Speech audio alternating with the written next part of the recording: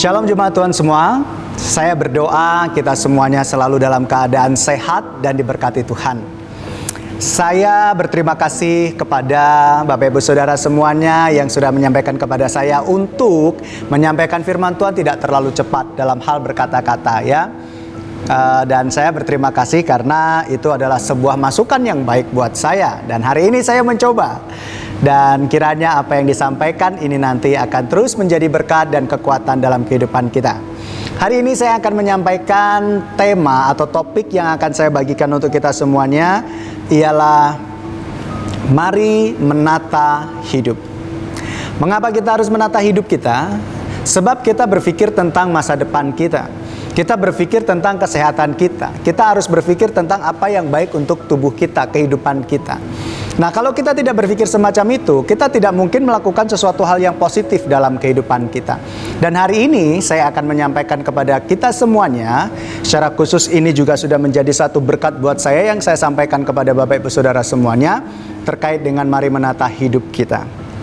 Mari kita lihat di dalam Mazmur 37 ayatnya yang pertama.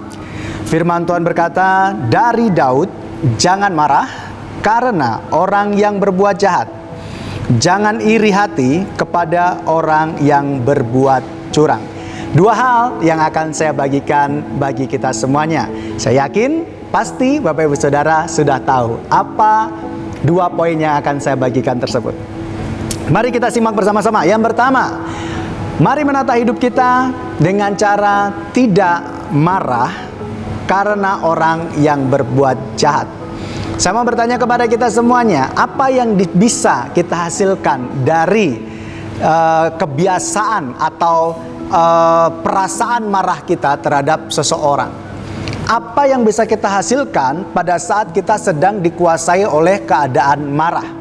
Entah itu keadaan marah waktu di rumah, entah itu keadaan marah waktu di sekolah, entah itu marah pada waktu kita ada di kantor dan dimanapun itu juga. Apa yang bisa dihasilkan dari kebiasaan marah atau kondisi sedang dalam keadaan marah? Saya rasa kita semuanya sepakat bahwa tidak ada yang dihasilkan atau tidak ada hal positif yang kita akan dapatkan dari hal tersebut. Nah, ini yang ditekankan oleh Daud, jangan marah kepada orang yang berbuat jahat. Ya, kalau sekarang mungkin kita berpikir koruptor adalah seorang yang berbuat jahat.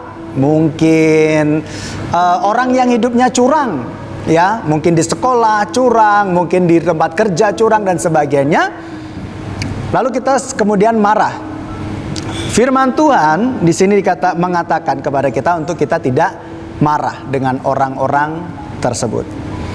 Jadi di sini untuk menata hidup kita, supaya hidup kita memiliki hidup dalam damai sejahtera Allah, kita perlu menata hidup dengan senantiasa waspada terhadap kebiasaan marah tersebut. Saya percaya semua pasti pernah marah. Dan mungkin hari ini ada yang sedang marah, ya. Tapi hari ini Tuhan mengingatkan kepada kita, apapun alasannya, entah kepada orang jahat, entah itu karena hal yang lain, Tuhan berkata, jangan marah. Karena tidak ada yang dihasilkan dari hal tersebut. Sehingga dengan kita tidak selalu atau tidak dalam keadaan marah, kita bisa menata hidup kita dengan baik. Kalau kita menjalani hidup kita dengan tidak dipenuhi dengan rasa marah dan sebagainya, pasti kita akan damai sejahtera. Betul? Ya, itu yang pertama. Yang kedua, jangan iri hati kepada orang yang berbuat curang. Yang pertama, untuk bisa menata hidup kita menjadi lebih baik, yang pertama tidak boleh marah, kedua tidak boleh iri hati. Nah, kadang-kadang yang harus kita sadari ya, kemarahan kita itu dipicu dari perasaan iri kita. Ya, karena kita iri, lalu kemudian kita memikirkan hal-hal yang negatif, lalu kemudian kita emosi, dan dalam hal emosi ini kita akan melakukan hal-hal yang buruk kepada orang lain. Firman Tuhan berkata agar kita senantiasa mengucap syukur dalam segala hal. Mau orang itu curang, mau orang itu berbuat jahat, Tuhan mengingatkan kepada kita, jangan iri dengan hal semacam itu. Karena apa? Kita punya Allah yang hebat, kita punya Allah yang hidup, kita punya Allah yang berkuasa atas segala masa depan kita, dan kita harusnya fokus kepada Allah yang hidup, bukan fokus kepada siapa yang ada di sekitar kita. Bahkan mereka yang bisa memancing emosi kita. Harusnya kita tidak berfokus kepada hal demikian. Nah, dua hal inilah yang bisa membuat kita menuju pada masa depan yang lebih baik lagi. Sebab kalau orang yang hidupnya dipenuhi dengan rasa marah dan juga rasa iri, tentu dia akan melakukan hal-hal yang tidak seturut dengan kebenaran firman Tuhan. Ya.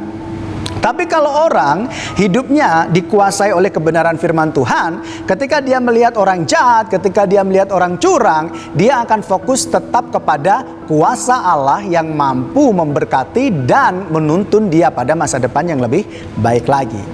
Jadi hari ini kita belajar mengenai mari menata hidup dengan senantiasa memperhatikan kehidupan kita. Apakah kita selalu dikuasai dengan kebiasaan marah? Apakah kita dikuasai dengan perasaan iri terhadap orang-orang yang ada di sekitar kita? Nah, mari kita mengenali diri kita. Bila ternyata kita masih sering dikuasai rasa marah dan iri terhadap orang-orang yang ada di sekitar kita, hendaklah kita senantiasa datang kepada Bapa di sorga, meminta supaya Roh Kudus membimbing, memberkati kita, agar kita bisa mengendalikan diri dan tidak lagi menjadi orang yang suka marah, bahkan orang yang iri hati. Kiranya firman Tuhan pada hari ini memberkati kita semuanya. Saya berdoa senantiasa kepada jemaat Tuhan, agar Tuhan selalu meneguhkan iman dan Tuhan memberkati setiap masa depan kita semuanya. Tuhan memberkati kita.